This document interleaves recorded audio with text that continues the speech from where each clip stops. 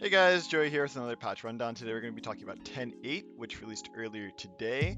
There's a decent amount of changes in this one, some to core mechanics of the game, as well as just a lot of nerfs to bot lane champions and AD carries overall, and some jungle changes, which are fairly interesting. If you guys want to follow along, the patch notes link will be in the description below, but let's get into it. So the first one is another Aphelios change, which is like fine. I mean, everyone expects this champion to get nerfed every patch. So if you didn't know how Aphelios like levels work, is instead of gaining normal stat increases where you have to put an ability in like QW and E, he gets to put it into like passive stats. And one of the stats is bonus armor penetration, the other is attack damage, and the other is attack speed. So now he's no longer getting bonus armor penetration percent based, he's getting lethality. Which is like nice because it was something that you would always like put later in your Aphelios scaling, and it just gave him like really good scaling. So this like takes down his scaling by a decent amount, I'd say, because he's not just getting like a free last whisper of stats just in his passive, and not being forced to build it early on, and he can build his actual core items, which is like pretty good nerf for Aphelios, I would say, as well as they're just like lowering the Q damage of like all of his abilities until he's level 13. He's just going to be overall weaker, which is fine. Nice to see an Aphelios change. He's still been a very prominent AD carry in high elo, and I don't think this is going to like ruin him. I think the champion is still like insanely strong, but it'll take him down a notch for sure, especially with how hard he's scaling in the late game, and his early game presence, which is just good.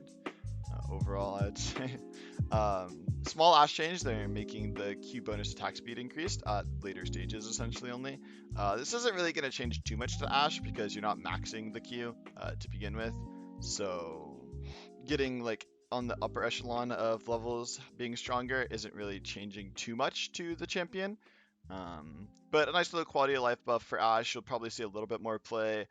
Just being buffed in general usually makes a champion see more play, whether it's actually a big or small buff.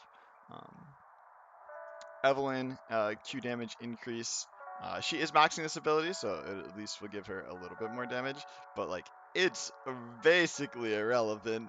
Um, 5 damage at level 1, overall like 15 damage throughout every level. Like, that's not super big. Um, I don't see Evelynn becoming super meta or broken off this, but you really never know. So now they're also changing Callista, which is really good. They're making her have less armor, so she's gonna be squishy earlier. And then the E-Rend is kind of a big thing. They're not nerfing her damage at all, which is like where she's really strong right now, but they're making her rely more on the support and not provide as much utility for herself in the lane. She's not going to be able to run you down as well as she used to at early levels because she won't be able to just rend and just hop at you after killing a minion, resetting your rend, and just hopping you down on the 25% slow, because now that's only 10% slow, which is like a massive difference. She will still see play for sure. I don't think the armor is really changing too much to her, and I don't think the slow rend is like really making people going to be like, oh, I put time into this champion, she's garbage, but you know, she's still definitely playable. Nice to see them attacking Master Yi funnelers. Feels good, man. His ult is now giving less attack speed, which feels good because I don't play Yi and I don't like seeing Master Yi in my game. Um, I'm not sure how people lower elo feel about Master Yi, but that's just how I feel. They're giving some more utility buffs to Orianna. Her W movement speed is increased at later levels, and the shield ratio is increased. Immediately when I saw this, I thought maybe Orianna support will slowly come into the meta or be like a little bit playable. I will probably try a few games of it, but I don't think it'll be good. But I mean, it's just something to try, and see if it'll be something that's good. Overall, just a nice buff for Orianna mid because it's not really a huge buff or anything like that, but nice quality of life, right? Ryze is getting a nice quality of life buff as well. All of his base stats are getting rounded out, so he's like getting a little bit of stats, but like this isn't too much in gold. It'll just be like nicer for Ryze. And then they're making his Q when consuming the 2 runes move you a little bit faster at early stages. Still like 8% faster rather than 20% faster at level 1. And then at level 5 it's 40 to 44%, which is a nice buff for sure. little bit faster. Now they're nerfing Senna. I think nerfing Senna really doesn't do too much to what Senna is doing and why Senna is a problem. Senna is a problem because of the funnel and being able to free scale as an AD carry, as well as having just a beefier front line and just insane amount of kill pressure in lane. Especially depending on the matchup. Like some matchups are just unplayable for the other side against something like Senna Tahm Kench or Senna Set or Senna Galio, Senna Nautilus, Senna Cho'Gath, Senna Morgana. Basically any mage or tank bruiser with Senna is really broken, and I consider it probably to still be broken after this. The 3% loss on souls is probably not going to matter. If you were to say you're killing 100 minions in the laning phase, you're now getting... wait, I shouldn't have done this analogy. I don't have the math prepared in my head. But yeah, it's really not going to be too many souls to begin with that you're losing, so not really the biggest change. Same thing with set W here. They're making the W do less damage overall. 10 less damage level 1 and 30 less damage at the max rank. This really isn't that big of a change. Set will still be played, but it's just a little bit of like, maybe Set won't be as strong and you won't be as lane dominant and not one-shot you for no reason, but I mean, it's 10 damage, guys. He's still gonna one-shot us with his true damage, let's be real. They're trying to add more back to Soraka after they gutted her, and I think it was 10-5 or 10-4 because of the support item. Or they didn't want to change the support item, then they ended up changing the support item, and then they didn't revert Soraka, but they reverted Sona for some reason. So they're giving her more mana, and then her Q is less mana cost. I don't think this really does anything, because, I mean, you still want to max W on Soraka, and, like, the Q mana cost, like, really wasn't a problem for her. It's just how her playstyle is just so different from what it used to be. So in my opinion, I'm probably still not playing Soraka, but maybe you will if you enjoy the champion, but I haven't been a big fan of her ever since they changed how her healing works, or her kit works. Tristana is getting a damage ratio increase, which is nice for her. The matchups where Tristana were good she was pretty strong, but then the matchups where Tristana is bad she was really weak. So maybe this will make her worse matchups better, and she will just probably one-shot people because like her E already did an insane amount of damage. So putting more damage on top of it is going to be pretty interesting. When she gets BF Sword, she will actually probably one-shot you with her E. It's like going to be pretty big damage, I would say. So Urgot is getting some bug fixes and ult cooldown reduced. Don't see too much Urgot, so this will be nice, I guess. Not that I really want to see Urgot, because the champion's pretty annoying when he gets pretty far ahead, but yeah, bit of Urgot changes. Varus was a very prominent AD carry this patch, lethality or on hit. They're making his ult on a 20-second longer cooldown at rank 1, which is good. He will get less kills and get punished early for missing his ult, which is like fine to me. Champion will still probably get played. I don't think 20 seconds on the ult is really changing too much, especially with Cloud Dragon being in the game, because you get one Cloud Dragon, it's like it's not even nerfed. And then they're making Xayah stronger. They're making her E feather damage increase per hit now. Or not, it's not increase, but it's less decrease, if that makes sense. Which will be nice for Xayah. Maybe Xayah will be able to play standalone, because right now the only time you're really ever seeing Xayah is if you're seeing Rakan, and the only time you're really seeing Rakan is if you're seeing Xayah. And it'd be nice to see the champions be able to be played standalone, but at the same time, if they're played standalone, they're just insanely broken together. So it's very hard balancing Xayah Rakan, but yeah, we'll see about that one. Quality of life ability timers, nothing really too important. Funnel mechanic, they're making funnel worse. Feels good, man. No more Master Yi Taric. Hopefully this is the nail in the coffin with the Master Yi nerf and the funnel mechanic nerf. Hopefully we finally kill the funnel, because that has been around for like 2-3 years now, and it is not fun to play Brace. So adding some death changes. The small one is that on death, you are now getting home guards for 2.5 seconds, which is going to be like cool, I guess, like nice quality of life. Like, cool, I'll run back to die faster.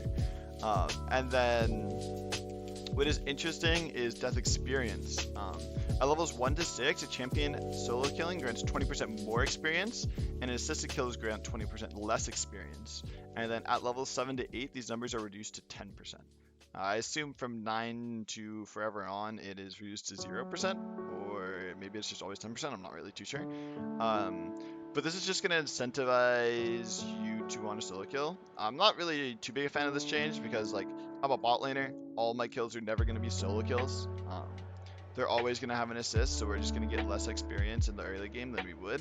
And that's kind of a worrying trend because there is a meta with XP where like mid laners would be level 16, the AD carry would be level 12, and like the support would be like level 10. And like you just feel so useless as a level 10 support against like a level 16 Azir or something like that. It just feels so beyond useless. And hopefully this isn't gonna like make that trend come back. I don't think it will, but like I'm not a big fan of this change, you know? Like this doesn't sound like a very good time for me personally. I guess it'll be nice for solo laners. But I could definitely see a situation happening at low elo where like a support shields somebody solo killing and the guy's like, why'd you take an assist? My solo XP wan. Like, good luck out there, boys. Good luck. So quality of life changes to jungle. The big thing is they're now getting additional XP at levels 9 plus for jungle camps. Like junglers tend to have fallen off in their levels and like being able to push their level leads after level 9, but now they will be able to push their level leads more, especially with like the lone wolf changes. Junglers will be more relevant in the mid and late game, which is fine, I would say. It's going to give junglers more carry potential, which I think is kind of because considering jungle, in my opinion, is the strongest role and has been the strongest role for a very long time. And they're just buffing it again. And then they're making a lot of like health changes to all the items where they now heals 50% more when below 30% max health. That's just going to allow you to clear camps when you're just lower HP. It makes some of the junglers that were less viable a little bit more viable because of this, because those who had problems clearing will just be a little bit stronger. I'd say that these two are like the bigger changes of the patch. And it's hard to say exactly what they're going to do to the game, but this one will be annoying for bot lane, and then junglers will just be stronger, which is interesting considering I think jungle's already a strong role. One for all changes, we won't cover those. I think that's actually really cool. Riot is continuing to add on the practice tool and improve the practice tool to make it better and easier for players to actually figure out what they want to do. Adding your ability to change the dummy bot's HP, armor, magic resist, that's just going to be really cool because you'll get more realistic situations and actually be able to test out damages between builds and stuff like that a lot easier.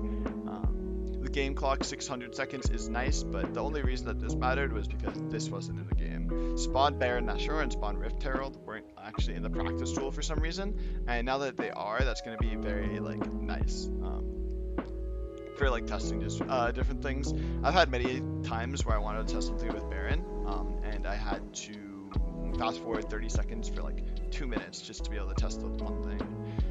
And then you can also suicide or full stack your other stats or runes. Very happy with this change. Like this is like the most exciting thing about this patch for me is that they're making the practice tool a little bit better, which is like really cool.